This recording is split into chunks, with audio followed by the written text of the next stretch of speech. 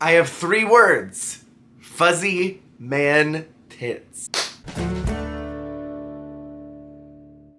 Hi, hello, Drag Race fans. Welcome in. My name is Jer. Today we are going to be discussing episode 4 of All Stars 9. This is the Smokin' Hot Firefighter Makeover. This was a pretty decent episode, I'm not gonna lie. I've been really feeling like this season has been dragging its feet, and I've been waiting for something to happen, and finally something did. And I don't know if I liked the episode because it was that good or because there were big man titties. Either way, this one was decent. All right, so let's get into the meat and potatoes of this. It starts out with conversations about cliques and alliances, and if I'm being 100%, this feels really forced narrative to me. I don't know if someone sat these girls down and said, hey, pick up the pace, or if this naturally has happened via production pushing things and whispering into people's ears and such. And I don't know if I feel that way because I'm bored with the season or because that's genuinely how it came across. So y'all gotta help me. Am I crazy in feeling like this felt kind of weird and out of left field? Because so far everyone's been really congenial and kind and just trying to like have a friendly competition, and then now all of a sudden it feels like a reality show. Which, you know what? I'll take it. I've been bored all season. I will take it. It doesn't seem like anyone's been in an alliance. Even last week when it was talking about how the girls are kind of grouped off, it sort of just feels like what naturally happens when you get into dressing rooms. You pair off with the person you feel most comfortable with, and then whoever's left in the corner is who's left in the corner. This is very common in drag spaces. When I was still in the nightclubs, if I would go to a place that I hadn't really known anybody in, I would gravitate towards whoever was the most familiar to me. I remember once I was in a club where I walked in a room of like maybe 12 girls and I knew one. And I beelined for that girl because I was not about to be just standing in the corner of the dressing room twiddling my thumbs until my number happened. I was gonna go stick close to the girl that I knew the most. And that happens all the time. People click off. And so I don't even know why this was a plot point, but Mick in particular was upset that people were rooting for Nina over her.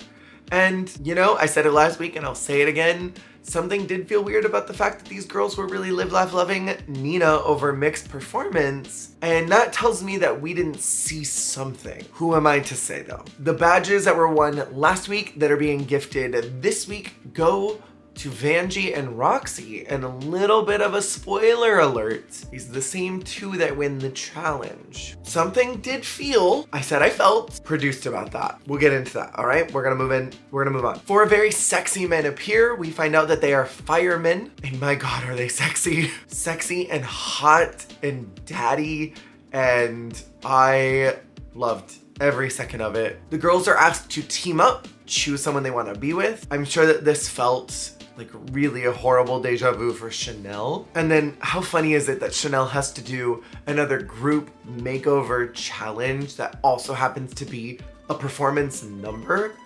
It almost felt like it was built for her personally.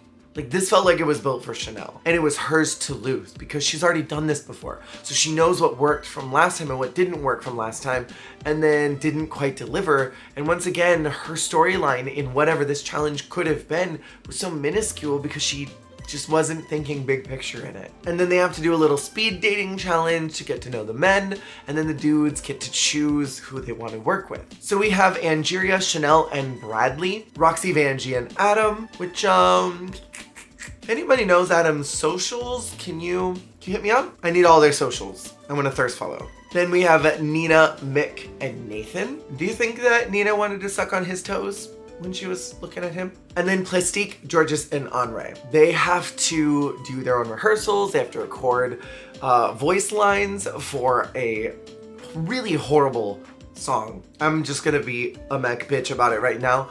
That song was terrible. The weird like cat sound effect was terrible, and then there was this very constant like ringing in the background, and then the vocals kept changing to this weird like mask thing. It was weird and uncomfortable and gross as far as the backing track was concerned, but the actual queens themselves did pretty decent, and I do want to talk about each one of those groups really fast, and I want y'all to not get mad at me for what I'm gonna say. So the hoses were Team Roxy and Vanjie, and I did appreciate all of the references to Fire Hose, but it also just felt like so expected. I loved the looks. I thought they were really cute little scoochy club dresses, but that's all they were, was a little like pussy club dress after midnight second performance. I loved their names on the dresses. That was a really great detail. The fact that Roxy made those that day. Super freaking talented from Roxy Andrews. I did not like the makeup. And also choosing the name Valerie Valentine was so pandering to RuPaul.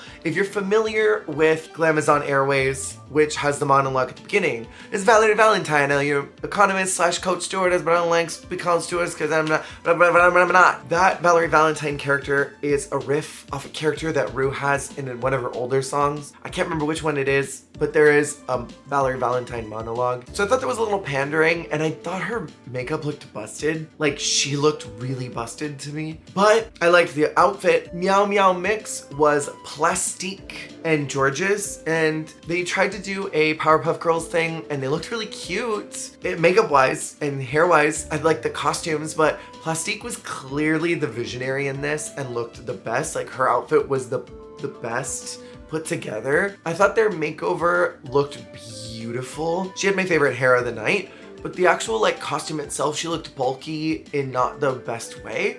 And I didn't think they did a really good job at transferring their essence into her. And then the Pussycat Hose, which was Chanel and Angeria, just looked awful. They were clearly the bottom group, if there was a bottom group, and we'll get into that in just a minute. They were super disjointed. Nothing looked similar about them. It was all just a mess. And then the Hose Draggers, which was Nina and Mick, was actually my favorite makeover.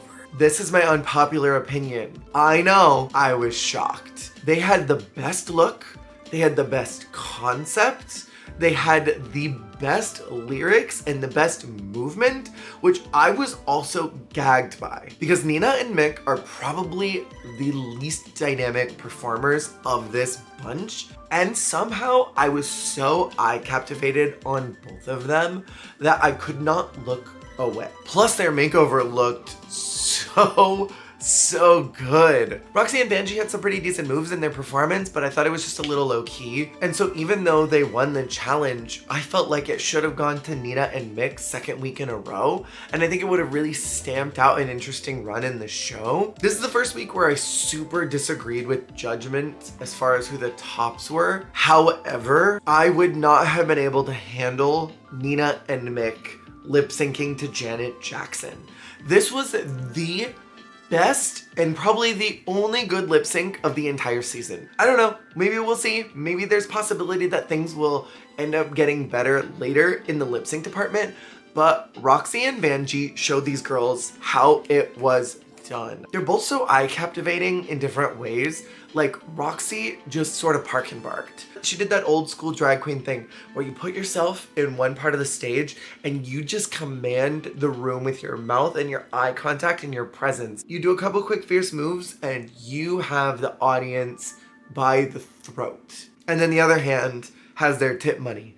And Vanjie was doing everything. Vanjie was throwing her body all over the stage, doing dips, doing back turns, being fabulous. They're both such good performers. And honestly, I feel like Ru was like, well, it's not gonna get better than this. This is gonna be the only good lip sync of the season, the way that this is going. So I have to give them a double win. But while it was going, I thought, this has to be a double win, right? Like, it's never happened in a non-elimination season before. Why shouldn't it be this one? However, Roxy did something that I didn't love, and that was that she allowed vengeance and revenge to cloud her judgment, and they snipped Angeria.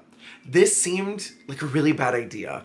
One, because we saw how rage blind Vivian and Jinx got during that season, that they were just after each other the whole time, and other people like Trinity and Raja were sliding forward, and even though it was slated for Jinx to win, the two of them were so rage blinded that they didn't see that the others were moving past them.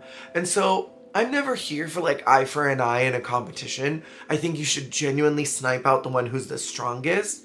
And while Angeria started out at a really good place, I don't think that she is the most competitive. I understand that Vanjie could not snip Mick. I get that. because Mick gave her a badge at the beginning of the episode. I get it. And also Mick and Vanjie apparently have made out.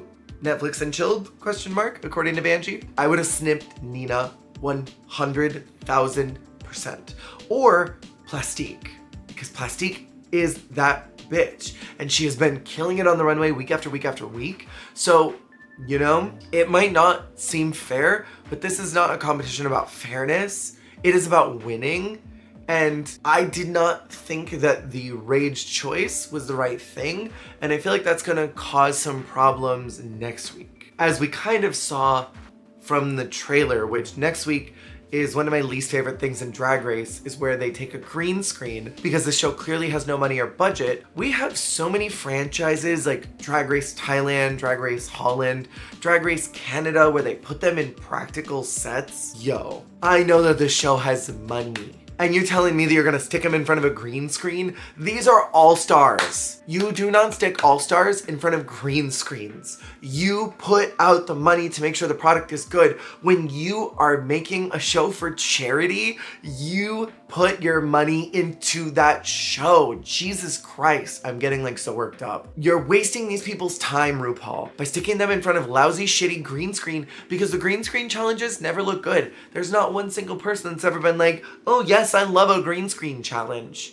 If you do, I wanna know why you like a green screen challenge, because they've always been bad. So going back to the production thing, I really have felt since the beginning that Roxy was brought in for a reason. You don't bring a girl in for the 4th time to embarrass her and to not crown her. I feel like Roxy is a production pick to win. I think we can kind of see there are times where some characters on this show get a little bit of plot armor. So Roxy and Vanjie winning this week felt like a production move because the two of them were fine in the challenge. Like, they were fine. Nina and Mick were the ones who really killed it.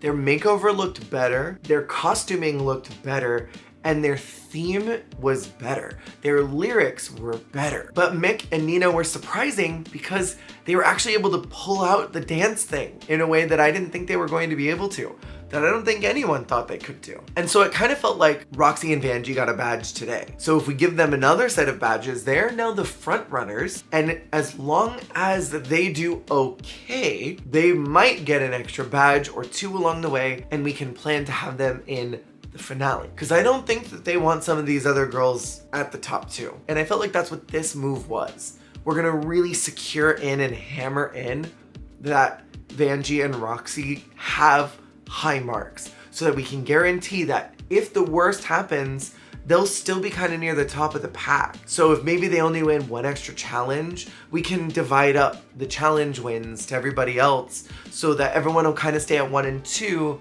and Roxy and Vanjie will stay at 2 and 3. That's how it felt to me. We'll see what happens next. I'm really proud of Vanjie for getting her very first win ever in Drag Race. I just wish that it didn't feel like a production move, and I don't want it to come across like I'm diminishing her win, because this is obviously monumental. But it really did feel like a pawn move, a chess move, but that's just my opinion. Thank you so much for watching and tuning in to yet another Drag Race episode discussion. I will see you for the very next one. What were your thoughts on this episode? Let me know in the comments below, and I will see you next week. Hey, thank you so much for watching. If you liked the video, make sure to click that like button. And if you want to see more, hit subscribe. Goodbye.